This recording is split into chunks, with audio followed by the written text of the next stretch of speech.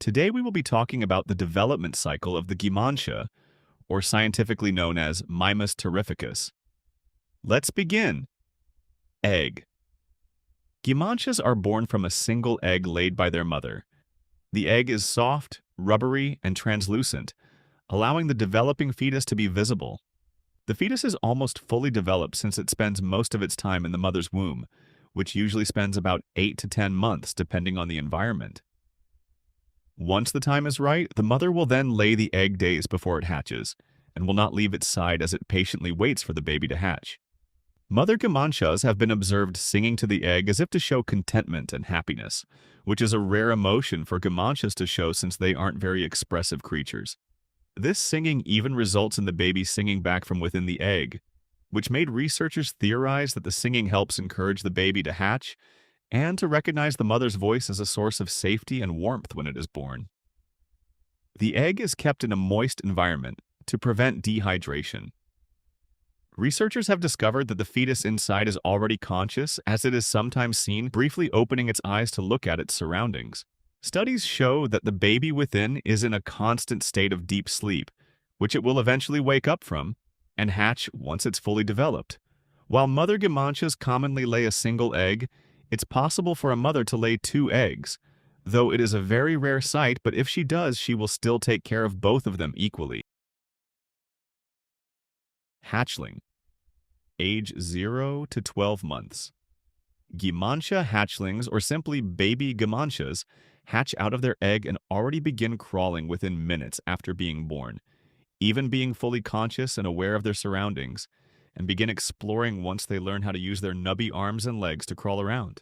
Hatchlings are typically a foot tall, but some can be larger than others, though depending on how well it's been fed. The hatchlings smell like vanilla with a stronger scent indicating recent hatching. The stronger the smell, the more recent they hatched, but this scent will always be with them until they grow older. Whenever the mothers groom them using their tongue, the scent would become stronger and more pleasant. This is likely because of the mucus they create in their skin to stay moist, which reacts to the saliva of their mother whenever they're being cleaned. They depend on their mothers for survival and are carried wherever they go. This is why they enjoy being held, as it reminds them of their mothers and makes them feel safe.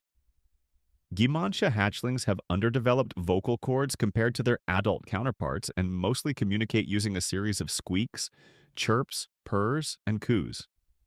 Unlike adults, they lack the aggression-inducing chemistry in their brains, and even being incapable of feeling angry, making them completely safe to approach, although it is advised to stay away from the hatchling as to avoid it from getting attached to you and attempting to follow you, or potentially causing the mother to spot you and see you as a threat to their baby, which might result in a rather harsh demise. Their bodies are mostly made up of fat and ink, and they're described to feel very soft and squishy, as well as having a rubbery texture. Their skin is said to be translucent enough to see their organs from within their bodies as well. They are described as friendly, curious, innocent, and playful, often approaching anything resembling their mother, and squeaking excitedly at trees, boulders, and even inklings and octolings. Despite being clumsy and uncoordinated, they quickly get up after falling. They lack hands and feet until they grow older, resorting to using their small, flexible, nubby limbs to get around, albeit in a sluggish fashion. Gimansha hatchlings live on a semi-parasitic diet, mostly their mother's blood. Their jaws are too weak and their teeth are too blunt, thus not being able to break skin on their own, so the mother bites her own arm to let her baby feed on the nutritious blood, or in this case, her own ink. They can also eat soft-bodied invertebrates by digging through mud or dirt to find grubs, worms, and other potentially tasty treats that hide in the ground. The hatchlings are sometimes left alone for hours by their mothers while they hunt. The reason is unknown, but it may be to build independence and not rely on others for survival when they get older. Surprisingly enough, babies are capable of surviving on their own for a certain amount of time, patiently waiting for their mothers and staying within the same location where their mother last placed them. They even burrow into soft material like mud, soil, sediment, or sand to stay hidden and/or stay moist until their mother returns. Despite lacking survival instincts, gimansha hatchlings would cry when they are frightened enough or get hurt, which have been known to be so loud that it can hurt your ears if you stand too close. This will alert its mother that could potentially be nearby that can rescue them and kill anyone who dares to even try harm their baby. Hatchlings also sing when they feel happy and content, a learned behavior from their mothers who sang to them while they were still in their eggs, and even remember every note. This likely helps them recognize their mother's voice upon hatching, as they imprint on the first thing they see as its potential parent. This is the first instance of mimicry a hatchling is taught, which is beneficial for them to learn as they grow up. Gimansha hatchlings lack reproductive organs, making it impossible to determine their gender. Instead, they have a cloaca used for waste excretion. Experiments show gimanshas like music, with babies particularly enjoying the chip tune genre, as they show excitement when they hear it, possibly thinking that the sounds in the music are other hatchlings nearby, and adults liking classical music. Adults seem to take a liking to the sound of stringed instruments. Juvenile, age 1 to 12 years. Gimansha juveniles are, to put it simply, the toddler equivalent of the gimansha.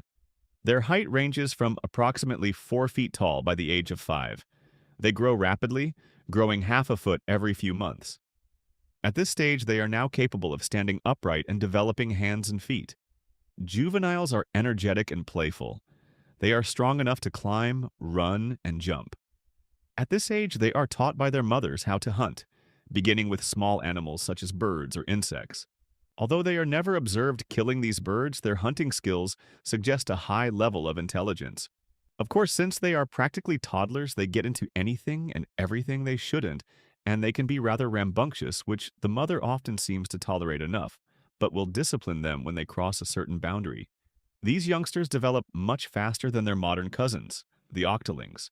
They are now more capable of surviving independently from their mothers at this age. As they grow, their vocal cords develop, becoming more advanced and flexible in the process, allowing them to mimic complex sounds and even different voices. They enjoy exploring and experimenting with what they can and cannot mimic, practicing and learning new sounds as they mature. As this happens, the usual sounds they make have changed from the precious squeaks and coos to a more deeper, raspier croaking sound that practically stays with them until they are young adults. This is likely just their equivalent to their voice cracking as they get older. As they grow older, the juvenile becomes more aware of their surroundings and are now even capable of defending themselves if threatened, primarily using vocal threats such as hissing and screaming to deter potential threats, but will resort to biting and hitting when they're cornered. Despite their solitary nature, juveniles have been observed protecting hatchlings, shielding them from danger. This simply demonstrates that despite their solitary behavior, they care for their own kind and will defend each other if necessary. Teenager, 13 to 18 years. Teenage gimanshas enter a huge growth spurt at this age, growing at a height of 7 to 9 feet tall. By the time they are at the age of 10, they undergo puberty just like their modern octoling counterparts, becoming more distant towards their mothers and becoming more independent. Their strength is also extremely high, as they are more than capable of bending metal bars or ripping doors off their hinges, and having a terrifyingly strong bite force that's more than capable of breaking through the toughest bone. They are now even capable of using their arms like large whips, being able to elongate and stretch up to 10 feet from its body, which have been known to heavily incapacitate any of those who get hit by it, or to help grab any potential prey that attempt to escape it. And for extra security, they even use their own tentacles to tangle around struggling prey so that they don't escape. Truly a terrifying fate indeed. Despite the gimansha growing more mature, they still remain close to their mothers, thanks to their strong bond and attachment. But they will go their separate ways to hunt, and return afterwards by tracking each other's scent. At this age, they finally gain their ability to literally change their entire form into something else. They use a specialized organ in their chest called an ink heart. This is a modified heart that is fused with the gimansha's ink sac that now serves a vital purpose, which is quite literally granting them the ability to shapeshift. When they do, they first would enter a state known as an ink form, liquefying their body into ink to reduce their size by excreting any excess ink that makes up most of their bodies, almost like wringing out a rag to get rid of the water, for example. The gimansha then deconstructs its entire physical form down to the cellular level, and then rebuilding themselves into something completely different, even using their chromatophores to dye their ink into a specific color to make their disguised forms more colorful. For example, the skin color and even the clothing they wear, which in reality is actually attached to them and isn't truly clothing. Just an ink membrane that's made to look like an inkling wearing clothes when it's not. This is what they evolved to do instead of having their own swim form. These disguises are created from a membrane they shed from their skin, practically creating a biological skin suit made out of mucus, ink, and pigment cells. Though, of course, this takes a lot of practice to get their disguises right, as there are often various imperfections and flaws that would make the gimansha stand out more when its disguises are not perfect. It's also known to burn up a lot of energy, which is why they often have to eat a lot to replenish it. When they want to transform back to their true form, they will use their ink heart to rebuild their bodies from the inside of their disguises, ripping through the membrane like slimy paper in the process as they grow back into their original forms. The ink heart is also what helps them heal wounds in just seconds after being inflicted, and even regenerate entire missing limbs if they were to get torn off, seemingly in a matter of minutes. But if this heart were to be removed, they would be unable to shapeshift or heal injuries, making them vulnerable and even potentially killing them. Of course, since octopi have 3 hearts instead of 1, it can still technically survive even after its ink heart has been lost. They are now fully capable of hunting on their own. Now becoming ambush predators, their diets have now changed to live on a strict diet of only eating inklings and octolings. Eating anything else will result in indigestion and other very uncomfortable symptoms that could really bother the gimansha and irritate their digestive systems. Not only can they shapeshift, but they can even change the color and texture of their own skin, being capable of hiding in plain sight using camouflage. This also could mean you likely walked past a gimansha and you wouldn't know it. At this age, this is when they finally develop their reproductive organs, which means that it is a possibility they will become a male or a female. It is unknown if they have a choice in this transformation, but theories suggest they become a certain gender depending on what environment they were raised in as hatchlings. But despite this, it is still very difficult to discern their gender, as they are sexually monogamous, meaning they look the exact same regardless of their gender, as well as the fact that their reproductive organs are hidden within their bodies. When they know it's time to explore the world on their own, they will then embrace their mother in a final hug before they separate. This is likely the very last time they will ever be seeing each other again, as the teenage gimansha goes on their own path and mature into a fully grown adult. Adult, 18 to 25 plus years. The gimansha is now a fully grown adult and now lives a completely solitary life, as well as becoming a highly effective and terrifying apex predator.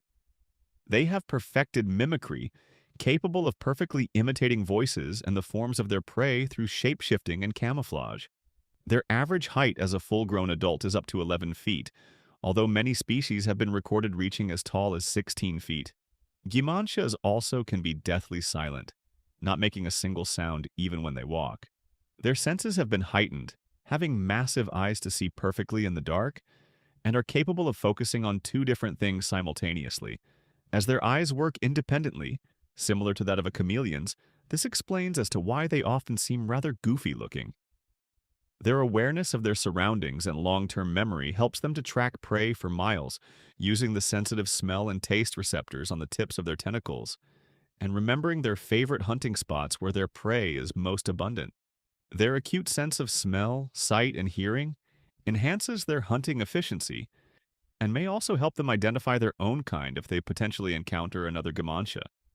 Despite their solitary nature, gimanshas are not territorial and have never been recorded attacking one another. Gimanshas have been known to stalk people for almost up to an entire year, not to eat them, but to memorize and study mannerisms and speech patterns so that they can use it to lure in potential prey.